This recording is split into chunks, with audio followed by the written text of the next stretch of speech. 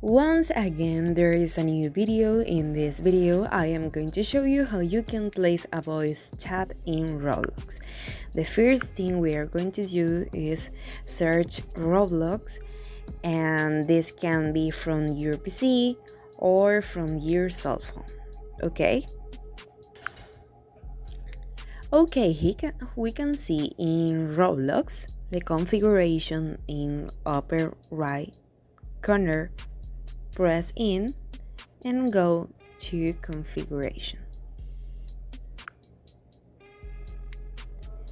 Okay, here we are going to verify your email and your age and your cell phone and go to privacy.